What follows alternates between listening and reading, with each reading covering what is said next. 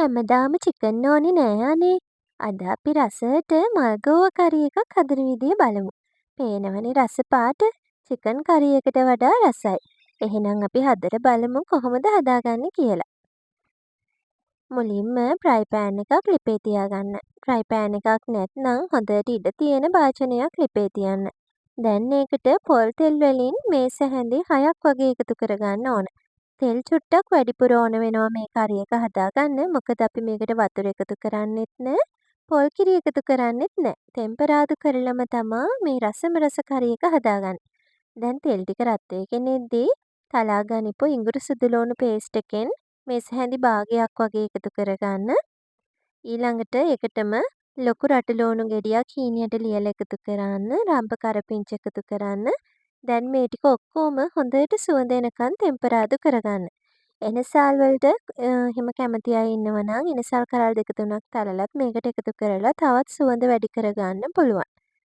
ඉතින් ඔන්න මේ විදියට අපි ලිපේ ගින්දර මීඩියම් හීට් එකේ තියාගෙන මේක හොඳට රන්වන් පාට වෙනකන් සුවඳ එනකන් ටෙම්පරාදු කරගන්න ඕන. ඔන්න දැන් ලුණු ටික ටෙම්පරාදු වීගෙන එනකොට මම මේකට කපා ගනිපු අල ටික එකතු කරනවා. ලොකු අල ගෙඩියක් සාමාන්‍ය ප්‍රමාණයට කොටුවට කපලා තමා මම මේකට එකතු කරගන්නේ. අල ටික මුලින්ම එකතු කරේ මොකද මම මේක තම්බල එහෙම නෙමෙයි අරන් තියෙන්නේ. අල ටික හොඳට තෙලෙන් ටෙම්පරාදු වෙන්න ඕන නිසා.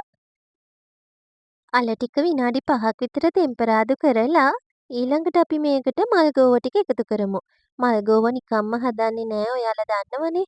කහයි ලුණුයි දාපු වතුරේ මල්ගෝව ටික සුද්ද කරගන්නපු මල්ගෝව ටික විනාඩි 10ක් 15ක් වගේ හොඳට තියලා ඊළඟට සුද්ද කරලා ඒක සෝදලා සාමාන්‍ය වතුරෙනුත් සෝදලා තමා මේ අරගෙන තියෙන්නේ. මොකද මල්ගෝව කියන්නේ නිතරම පණුව ඉන්න පුළුවන් එළවලුවක්.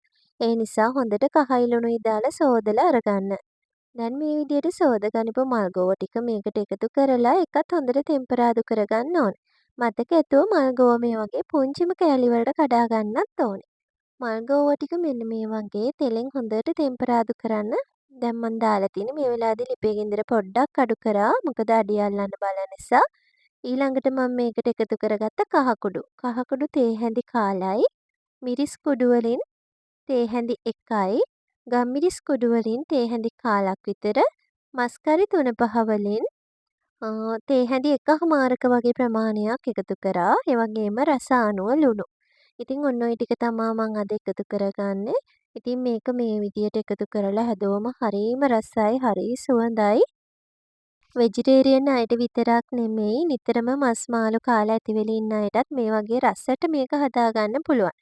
දැන් ඊළඟට මේකට අපි එකතු කරගන්න ඕන අමු මිරිස්. අමු මිරිස් වෙනුවට ඔයාලට නයි මිරිස් තියෙනවා නම් කොච්චි තියෙනවා නම් එකතු කරන්න තවත් රසයි. ඊළඟට හොඳින් ඉදුණු ලොකු තක්කාලි ගෙඩි 2ක් විතරට හීනියට ලියලා මේකට එකතු කරගන්න ඕන.